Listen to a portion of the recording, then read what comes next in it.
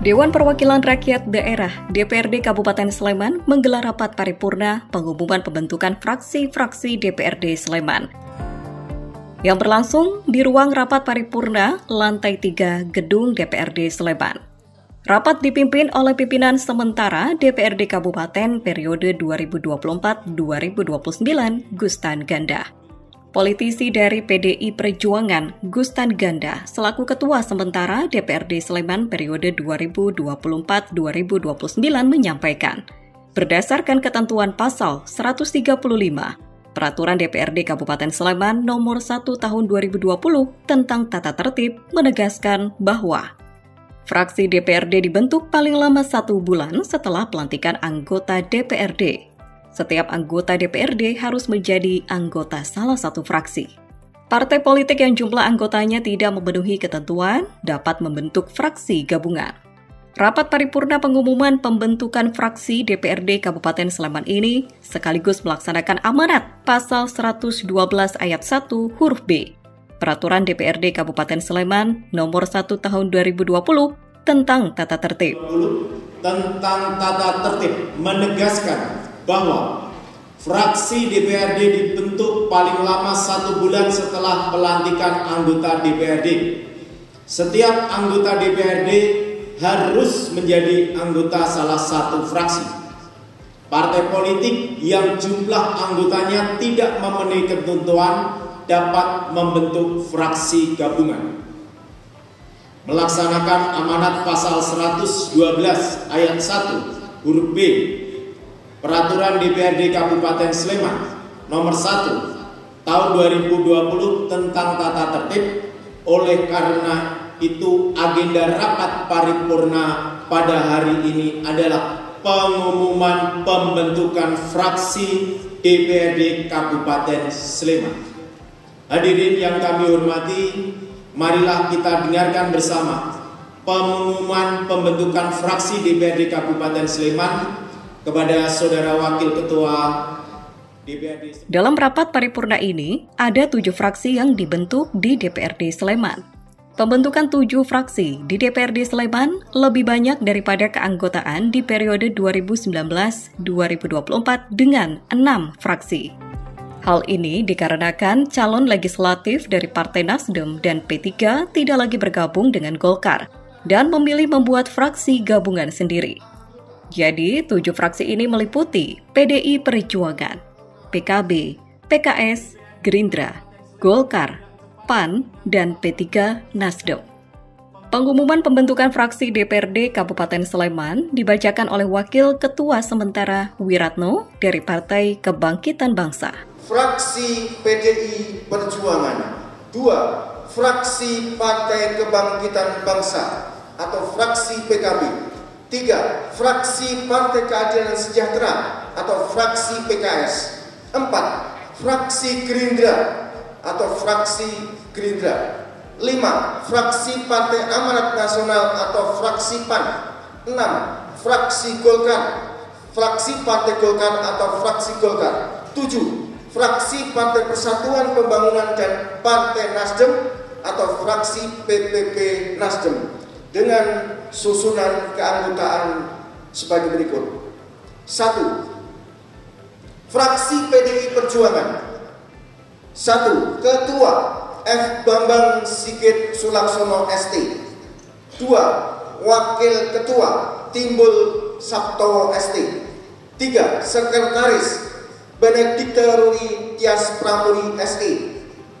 4. Anggota Aditya Bima Santoso Pusro STSH, Wahyudi Kurniawan SIP, Gani Sadat SH MKN, Nila Rivianti SPD, Budi Sanyoto SPD, Cisa Ayu Puspitaweni ST, Dedi Kusuma SE, Z Gustam Ganda ST, Lili Dwi Wahyana SE, RP Ramelan SE. 2. Fraksi Partai Kebangkitan Bangsa. Ketua Wiratno SEMM, Wakil Ketua Wanto, Sekretaris Sukron Arif Mutakin SEMAP, Anggota Hawawan Prastia SEMM, Ani Martanti ST, Heri Setiawan ST, Herman Budi Pramono SE. 3. Fraksi Partai Keadilan Sejahtera, Ketua Yani Fatur Rahman SPDI, Wakil Ketua Ali Imron SPD, Sekretaris Muhyudan SPD MAP, Anggota Hasto Karyantoro SIP, Sumaryatin S. SOS MA, Agus Rianto SSI. Fraksi Partai Gerindra, Ketua Sodikul Kiar SIP, Wakil Ketua Dara Ayu Suharto SH, Sekretaris Tri Mulia Wijayanti SST, Anggota HR Sukap Tanah SH, M. Arif Priyo Susanto SSI, Happy Brilian Srikandi SE. Dalam keterangan media, selain pembentukan fraksi, juga sudah dilengkapi dengan penunjukan ketua di masing-masing fraksi.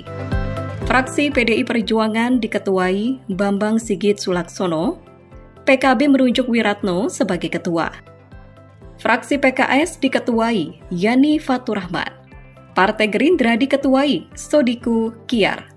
Adapun fraksi Golkar diketuai Banudoyo Manggolo. PAN diketuai Abdul Qadir. Sementara fraksi P3 Nasdem diketuai Untung Basuki Rahmat. Karena tidak ada aturan pun yang menamakan harus apa, itu nggak ada. Zaman Pak nggak ada itu. Pak Kiar, zaman Pak Kiar itu dulu ada PKS, Pak. Partai kursi 1 waktu itu.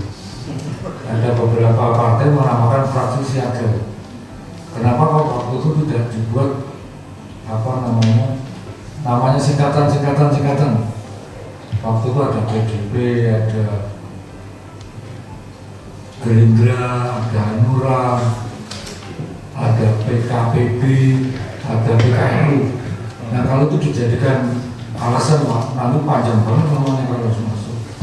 Yang kedua alasannya, kami tidak ingin kehilangan eksistensi nama partai.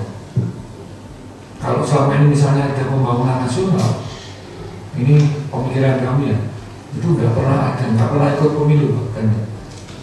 Fraksi pembangunan nasional yang cerminan dari partai itu tidak ikut pemilu.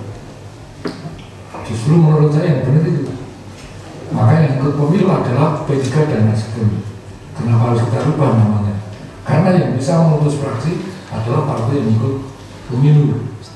Nah di dalam partai peserta pemilu tidak ada partai pembangunan nasional.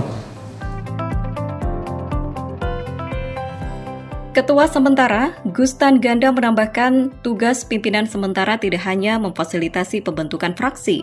Pasalnya juga mengakomodasi pengisian pimpinan definitif yang menjadi hak PDI Perjuangan di posisi Ketua Dewan dan 3 wakil dari PKB, PKS, dan Gerindra. Namun untuk pemilihan pimpinan masih membutuhkan proses lebih lanjut, menunggu rekomendasi dari DPP masing-masing partai. Ini DPRD Kabupaten Sleman melalui pimpinan DPRD sementara mengejar kepada partai politik untuk segera membentuk fraksi. Dan syukur, terima kasih pada partai politik yang pada hari ini semua fraksi sudah terbentuk, ada 7 fraksi. Gitu. Ini juga bagian untuk mempercepat proses pembahasan APBD perubahan. Nah, apa yang boleh kita bahas?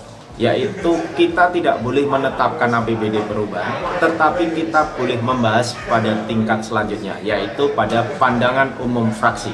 Karena sudah terbentuk fraksinya, maka dalam minggu ini akan ada pandangan umum fraksi yang nantinya akan menentukan untuk proses selanjutnya.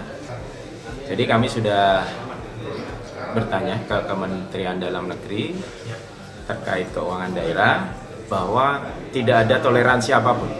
30 September ini wajib diputuskan APBD perubahan. Makanya pada siang hari ini kami mengajak pimpinan fraksi bertemu THPD.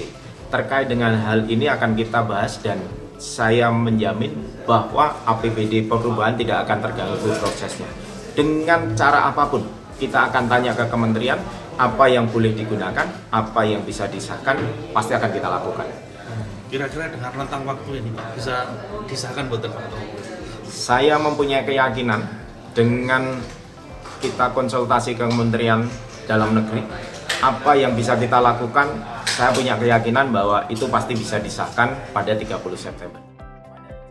Sementara itu, setelah terbentuk fraksi pada rapat paripurna hari ini, maka DPRD Kabupaten Sleman akan melakukan perancangan perubahan peraturan-peraturan daerah tentang APBD tahun anggaran 2024 dapat dilanjutkan pembahasannya ke tahap berikutnya, yaitu pandangan umum fraksi.